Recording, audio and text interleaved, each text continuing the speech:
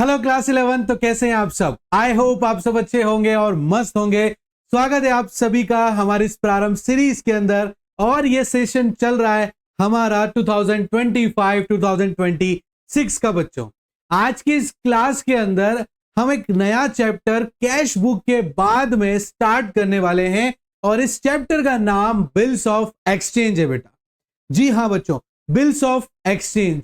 General entry की तरह भी हम यहां पर उसी की तरह एंट्री करेंगे, बट हमें सबसे पहले समझना होगा कि बिल्स ऑफ एक्सचेंज क्या होता है। या तो हमें इस बात को पढ़कर इस शब्द को समझकर हमें एक बात समझ में आ रही है कि दो बिल हैं और आपस में एक्सचेंज हो रहे हैं, तो हाँ बिल्कुल, बट थोड़ा सा यहां पर डिफरेंस है। आज की इस क्लास में बिल्स ऑफ एक्सचेंज पढ़ने वाले हैं। आई होप मैं आपके सभी के सभी कॉन्सेप्ट्स को अच्छे से क्लियर कर पाऊंगा। लास्ट तक इस क्लास को जरूर देखना। बिल्स ऑफ एक्सचेंज के थ्योरी पार्ट को आज की इस क्लास में हम क्लियर करने वाले हैं। फिर भी अगर आपको लास्ट में कोई डाउट आ जाता है तो कमेंट बॉक्स में आप लोग हमसे पूछ सकते हैं बच्चों, और व्हाट्सएप के जरिए भी आप लोग हमसे जुड़ सकते हैं। तो चलिए स्टार्ट करते हैं और समझते हैं बिल्स ऑफ एक्सचेंज। तो देखो बेटा, बिल्स ऑफ एक्सचेंज मतलब हम इसको एक एग्जाम्पल से समझते हैं कि सपोज आपने किसी थर्ड पर्सन से कोई माल, कोई गुड्स परचेज किया है, ठीक है ना। अब आपने उससे गुड्स परचेज तो कर लिया है, बट अभी आपके पास पेमेंट करने के लिए पैसा नहीं है। तो आपने सामने वाले से कहा कि मैं अभी आपको पेमेंट नहीं कर पाऊंगा, बट आज से ठीक 2 महीने बाद में मैं आपको सारा का सारा पेमेंट कर दूंगा। तो आपने कहा कि ठीक है, बट हम एक छोटा सा इसको लेकर एक एग्रीमेंट कर लेते हैं और उसमें मेंशन कर लेते हैं कि आपने मुझसे कौन से गुड्स और कितनी क्वांटिटी में परचेज किया है और कब परचेज किया है और उसका टोटल अमाउंट क्या है, ये हम लिख लेते हैं। और आप जो टाइम बता रहे हो वो टाइम हम इसमें मेंशन कर लेते हैं। आप सपोज करो जैसे कि आज 6 अगस्त है, तो 2 महीने बाद मतलब सितंबर और अक्टूबर में आप पेमेंट करोगे। अब पेमेंट अक्टूबर में होगा तो उसमें 6 तारीख, बिल्कुल 2 महीने हो गए, बट इसमें आपको बिल्स ऑफ एक्सचेंज की तरफ से 3 दिन का ग्रेस पीरियड दिया जाएगा। मतलब आपको 7, 8 और 9 अक्टूबर को पूरा फाइनल पेमेंट करना है। तो यहां पर एक आपका जो है एक एग्रीमेंट बन जाएगा, और बनने के बाद में वो एग्रीमेंट की ओरिजिनल कॉपी जो बेच रहा है उसके पास होगी और बाकी आपके पास चली जाएगी। फिर जब वो मैच्योरिटी टाइम पीरियड कंप्लीट होगा तो आपको उस डेट पर सामने वाले को पेमेंट करना है। इज दैट क्लियर बेटा? और यही होता है bills of exchange.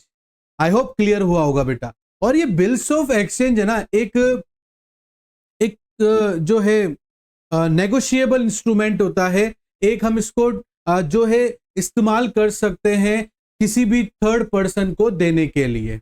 Is that clear बेटा? वो कैसे? सपोज करो मुझे किसी थर्ड पर्सन को पेमेंट करना है, तो वो थर्ड पर्सन मुझसे पेमेंट मांग रहा है, बट मेरे पास पैसा नहीं है, बट मैंने किसी का बिल्स ऑफ एक्सचेंज ले रखा है। मतलब मुझे सामने वाले से पेमेंट लेना है एक पर्टिकुलर डेट पर, तो मैं वो उसको दे सकता हूं। एंडोस इसको बोलते हैं बेटा। और एक ये ट्रांसफरेबल इंस्ट्रूमेंट हो सकता है। तो बिल्स ऑफ एक्सचेंज क्या होता है बेटा? एक ट्रांसफरेबल इंस्ट्रूमेंट होता है जहां पर हम सामने वाले को चेक की तरह पेमेंट कर सकते हैं और उसको बोल सकते हैं कि इस पे जो डेट मेंशन है उसी डेट पर आपको इसको लगाना है और आपका पेमेंट क्लियर हो जाएगा बेटा। इसलिए एक तरह से ये एक ट्रांसफरेबल इंस्ट्रूमेंट की तरह हम लोग इसको यूज कर सकते हैं। That is called bills of exchange. ये क्रेडिट पर माल खरीदने के लिए ज्यादा काम आता है। तो जब एक क्रेडिटर बनाता है तो बेटा वो जो है क्रेडिटर को बनाना पड़ता है बेटा, क्योंकि उसको क्या करना है, यहां पर अपने डेटर से भविष्य में पेमेंट लेना है। और बिजनेस के अंदर ट्रांसपेरेंसी रहनी चाहिए, इस वजह से बिल्स ऑफ एक्सचेंज जो है बनाया जाता है। इज दैट क्लियर बेटा? इसके बहुत सारे फायदे हैं।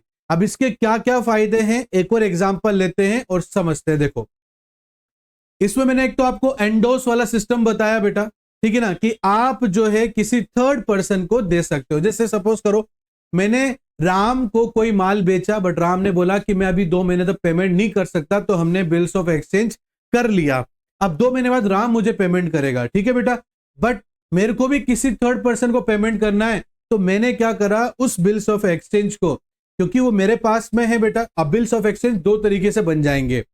मुझे पैसा मिलेगा राम से, क्योंकि राम ने मेरे से माल खरीदा है, तो भविष्य में राम मुझे पेमेंट करेगा। तो जो मेरे पास में बिल्स ऑफ एक्सचेंज की कॉपी है वो मेरे लिए बिल्स रिसीवेबल होगी, और सामने वाले को पेमेंट करना है, इसलिए उसके लिए वो क्या हो गई, बिल्स पेबल हो गया बेटा। इज दैट क्लियर बेटा? अब मेरे पास जो बिल्स रिसीवेबल है, मुझे जिसको पेमेंट करना है मैं उसको दे दूंगा, ताकि उस समय पर उसके पास ऑटोमेटिकली पेमेंट क्लियर हो जाएगा। इज दैट क्लियर बच्चों? अच्छा, ये एंडोस वाली सिस्टम तो हमें समझ में आ गया कि हम हमारे बिल्स ऑफ रिसीवेबल को किसी थर्ड पर्सन को भी दे सकते हैं और एक ट्रांसफरेबल इंस्ट्रूमेंट की तरह यूज कर सकते हैं।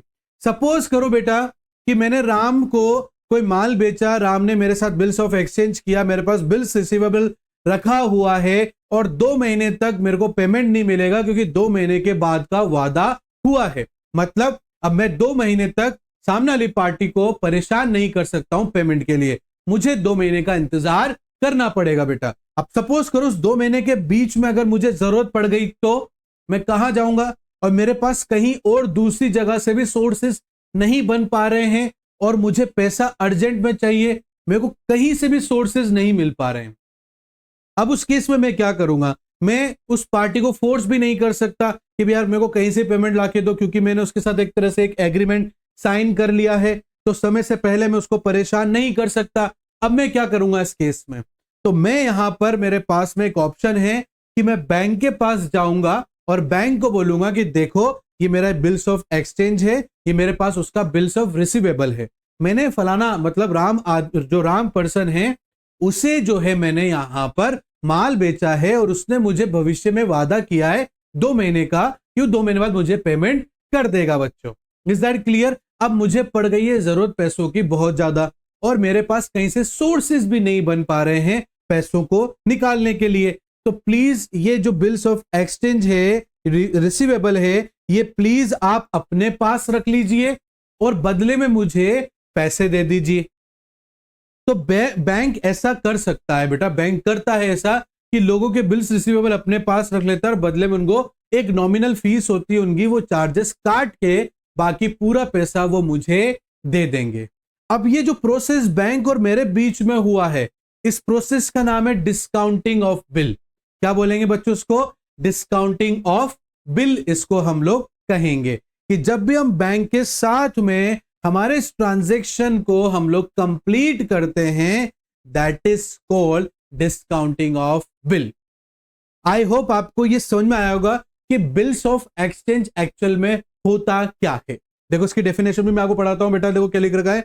अ bill of exchange is a written order by the drawer to the drawee to pay a certain amount sum of money to the payee on a specific date. मतलब यहां पर जो bill बना रहा है, मतलब क्रेडिटर जो बिल बना रहा है उसे ड्रॉवर कहा जाएगा, और जिसके लिए बना जा रहा है वो ड्रॉई होगा, क्योंकि ड्रॉई ने वादा किया है एक पर्टिकुलर टाइम पर पेमेंट करने का।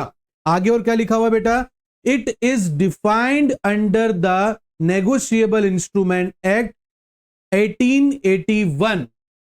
It is mainly used in credit transaction. आगे ना बेटा सामने कि ये किस लिए यूज होता है? क्रेडिट ट्रांजैक्शन के लिए यूज होता है। इज दैट क्लियर बेटा?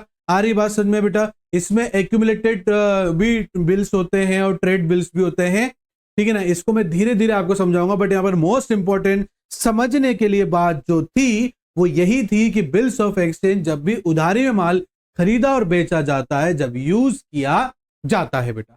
I hope bills of exchange क्या होता है आज की छोटी सी क्लास में आपका डाउट क्लियर हुआ होगा बेटा। फिर भी अगर कोई डाउट रहता है तो कमेंट बॉक्स में आप लोग हमसे पूछ सकते हैं, वहां पर जवाब जरूर देते हैं, और या फिर आप व्हाट्सएप के जरिए भी जुड़कर हमसे सवाल कर सकते हैं, वहां पर भी हम डाउट आपके क्लियर करेंगे बच्चों।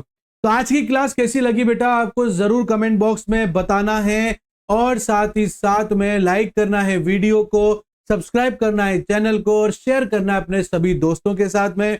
मिलता हूं नेक्स्ट क्लास में इसके कुछ न्यूमेरिकल्स के साथ में, फॉर्मेट के साथ में। तब तक के लिए thank you and bye bye बच्चों।